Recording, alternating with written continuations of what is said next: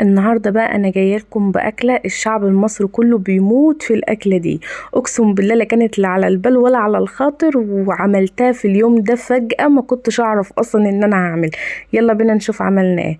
اللهم صل وسلم وبارك على سيدنا محمد وعلى اله وصحبه اجمعين. ازيكم حبايبي؟ عاملين ايه؟ يا رب دايما تكونوا بخير وفي احسن حال. وطبعا مشرفيني ومنوريني من داخل مصر ومن خارج مصر على دماغه، ومنوريني يا حبايب قلبي.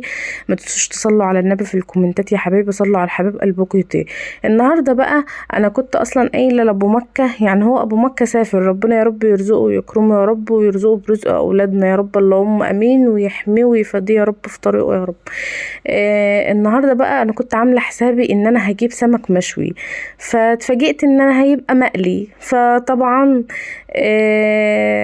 طبعا السمك طبعا جالي جاهز، متنضف جاهز. ست الحبيبه حبيبه انت هي اللي نضفتهولي، ربنا يا رب يخليها ليا وما يحرمنيش منها ابدا ويديها طول العمر يا رب، اللهم امين. طبعا يا حبايبي الواحد برضو وهو جنب اهله حاجة تانية بجد والله، يعني الكلام ده من قلبي، مش بجد. اما بتكون الواحدة جنب مامتها بتبقى حاجة تانية خالص، عم بتبقى متغرب عنا بلاد، يعني بتبقى حاجة مختلفة خالص والله يا جماعة.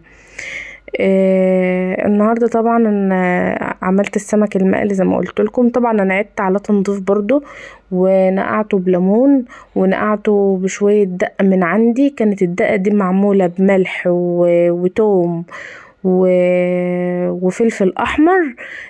عندي جاهزه في التلاجة، عاملاها جاهزه. طبعا زي ما انا قلت لكم انا عدت على السمك، بس كده كان في حاجات معينه فايه ظبطته كده، لان طبعا كان معمول استعجال وكده، فانا عملته في ساعتها. بس كتر الف خير ان هي عملتهولي، والجو برد طبعا. ربنا يا رب يخليها لي وما يحرمنيش منها ابدا. فانا هنا بقى عدت عليه ونقعته في ليمون، وحطيت شويه دقه زي ما انا قلت لكم، وظبطته وخليته كويس. والمهم ان يكون ريحته ماهيش زفره وماهيش طالعه تكون ريحتها زفره. هو كان صغير، بس اقسم بالله يعني وسط، هو كده حلو بصراحه. يعني مش شرط ان انت تجيبي السمكه فحله وتجيبها كبيره. انا كنت عايزه اعمله في صينيه في دمعه، بس ابو مكه ما بياكلوش في دمعه، والاولاد برضو ما بتاكلوش في دمعه، فبيحبوه مقلي. فانا قلت يعني انا بس اللي هاكل بدمعه؟ لا، انا هقوم عاملاه بقى كله مقلي واريح دماغي. وفي اليوم ده اصلا الانبوبه كانت فاضيه عليا، والدنيا كانت بايظه معايا، وابو مكه كان بره في مشوار. فما كنت سالكه خالص وانا كده. ويعني الفيديو ده اقسم بالله فضل يعتبر كنت فيه طول النهار، يعني اتبهدلت بصراحه، والخلاط بايظ والكبه بايظه، يعني الدنيا بايظه عليا. هنا طبعا جبنا حتة زبدة زي ما انتوا كنتوا شايفين في الفيديو، وحطيت نقطة زيت. وهنا كنت عملت البصلة ناشفة على ايدي، طبعا عشان طبعا انا اعمل رز صيادية، فمش شرط تكون البصلة تكون ناعمة قوي يعني. هنا طبعا حطيت ملح وبهارات كاملة، دي ال7 بهارات، ونطرة كمون بسيطة، يعني اي بهارات عندك حطيها بصراحة. والرز ده بيحب البهارات. وحطيت فلفل اسود، وكان عندي 11 بهارات برضو حطيت منها. واحلى حاجة يا جماعة في الرز ده ان انتوا تحطيله معلقة سكر صغيرة. هنا بقى كنت انا بحط السكر. السكر بيخلي طعم الرز حلو قوي، بالذات الرز الصيادية. يعني انا جربته من غير الرز من غير السكر قبل كده، وجربته بالسكر. معلقة السكر دي بتفرق فيه قوي، يعني جربيها زي ما انا بعملها ومش هتندم عليها صدقين. طبعا احنا هنا هنسيب طبعا البصلة لما يعتبر تتحرق، يعني عشان تديله لون هتسيبيه فترة. ففعلا انا لما انا سبته، بس برضو ما عملش اللون اللي انا عايزاه. لون الرز كان خفيف بس كان حلو برضو، كان طعمه جميل قوي والله. هنا طبعا كنت بغسل الرز، بس عشان كانت مكة هي اللي بتصورني فما كانتش عارفه تصور كويس. فطبعا كتر خيرها ان هي اصلا عرفت تصور وكده. هنا طبعا انا غسلته غسله بسيطه كده، وبعدين طبعا هي قفلت الكاميرا ونعدت عليه تاني علشان البصله كنت ببص عليها. هنا طبعا كنت بقلب البصله كويس علشان ما تتحرقش برضو، مانيش عايزه برضو لونها يغمق زياده عن حده يعني. هنا طبعا الدقه ديت انا عاملاها وعيناها في التلاجة طبعا. فانا طبعا هجيب شويه كمون وهقوم مقلبهم في بعض. هي الدقه توم وملح وفلفل احمر معموله في كبه، وقمت حاطه شويه كمون علشان طبعا السمك المقلي بيحب الكمون، يعني بيبقى طعمه حلو بالكمون. هنا طبعا كنت انا بحدق السمك زي ما انتوا شايفينه. احنا بنحب السمك يكون مالح يا جماعه، عشان ممكن الناس تقول مثلا ده انا حاطه ملح كتير ولا حاجه، بس هو مش كتير، هو حلو يعني. لازم انت تغرقي السمكه كده علشان تحس بطعمها وبعد ما تتقلى. وبالذات السمك المقلي بتفرق فيه الدقه دي قوي. عارفه الدقه دي لو منتش عاملاها حلوه، بتيجي تقلي السمك ده بتحس ان هو ريحته زفره، بتحس ان هو اصلا ملوش طعم، يعني حتى وانت بتاكليه بيبقى زفر. انما انت لما تنضفيه كويس وتنقعيه نقعه حلوه وتحدقله دقه كويسه وتكون حلوه، هيطلع معاكي روعه. هنا طبعا فات حاجه بسيطه، قمت حطاها على وش السمك كده وسبته طبعا في التتبيله شويه. هنا طبعا البصله بدات تحمر اهي. طبعا انا ما سخنتش ميه علشان الانبوبه طبعا كانت فاضيه، فانا ما سخنتش ميه على فكره. انا حطيت ميه ساقعه من الحنفيه، بس طبعا انا سبتها لما تقلب. فانتي لو مستعجله ممكن تقومي مسخنه ميه في الكتل كده وتقومي حطاها، يعني على حسب الرز، حسب الميه اللي انت تحطها على حسب الرز. طبعا انت بتحب الرز مثلا طري، بتحبيه نص نص، بتحبيه ناشف يعني ما يكونش طري قوي. طبعا على حسب رغبة الانسان بيحب اكله ازاي. طبعا هنا انا حسيت ان المية كتير، نقصت من المية دي شوية برضو عشان تكونوا عارفين ان شلت من المية دي كتير. شلت منها يجي كوباية. طبعا انا حاطه الملح مع البصل، فطبعا مش هحط له ملح تاني.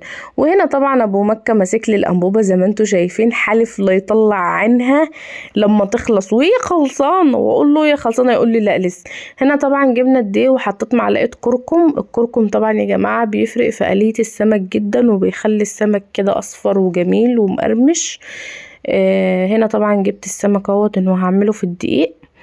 طبعا انا كنت بجهز كل ده وابو مكة واقف معايا قاعد يهز في الانبوبة هو كان في مشوار وجا بقى اقول له فك الانبوبة وركب التانية، يقول لي لا يا ابني انا عايز انجز، يقول لي لا.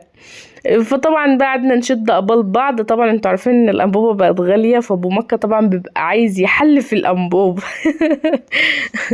بس ده غصب عنه وانا عذراه والله، لان احنا فعلا في ايام صعبه. ربنا يا رب تكون السنه الجديده دي سنه كويسه علينا، كل سنه وانتوا طيبين، وتكون سنه خير علينا، وتكون سنه كويسه يا رب، اللهم امين علينا وعلى كل حبايبنا يا رب.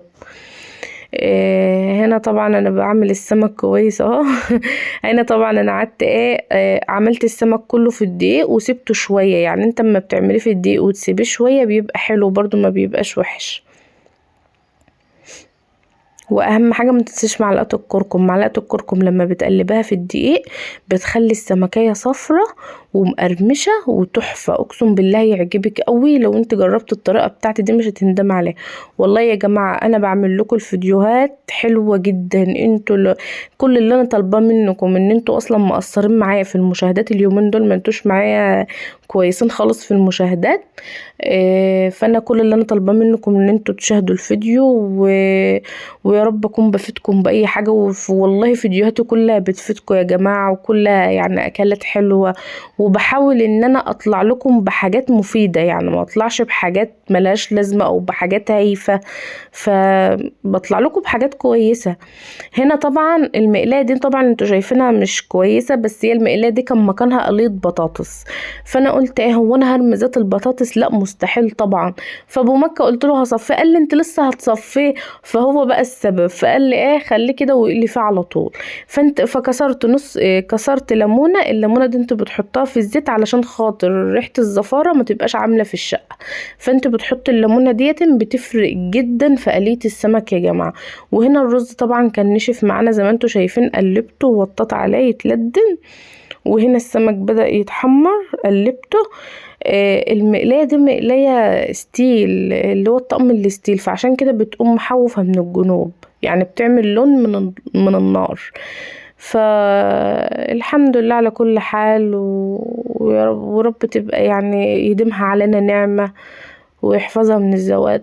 والله العظيم يا جماعة مفيش احسن من رضا ربنا عليك، مفيش يعني انت اما تكوني راضية ويكوني ربنا راضي عنك بتبقى حاجة تانية، والله بتبقى حاجة تانية. وربنا احنا ملناش غيره طبعا. هنا طبعا كنت انا بعمل السلطة زي ما انتوا شايفين. والله مكة برضو اللي كانت بتصورني معلش يا جماعة لو قلت اي حاجة مش واخدة بالي، اصلا انا والله العظيم احنا اصلا بالليل ومعرفتش امنتج الفيديو. انا بمنتج الفيديو ده الساعة 3 بالليل، يعني شوفوا الساعة كام. بس طبعا ده غصب عني علشان خاطر الاولاد ربنا يهديهم بيبقوا عاملين شقاوة وكده، فما بعرفش اسجل لكم الفيديوهات، فببقى غصب عني بقى بضطر ان انا انيمهم واخلص اللي ورايا بقى واقعد امنتج في الفيديو براحتي. وهنا طبعا يا حبايب قلبي كنت انا خلاص خلصت الاكل، وهنا جبت طوبسيه وعملت فيها الرز بالشكل الجميل ده، وهنا السمك مقلي ومقرمش وتحفه، وعملت طبق السلطه وبصله كده وعصرت عليها ليمونه. يا رب يكون الفيديو عجبكم ويكون فاتكم باي حاجه. ايه رايكم بقى في الجمال والحلاوه دول؟ ما تنسوش تحطوا اللايك وتشتركوا في القناه وتفعلوا زر الجرس عشان يوصلكوا كل جديد، ويا رب يكون عند حسن ظنكم، ويا رب فيديوهاتي تعجبكم. باي حبايب قلبي.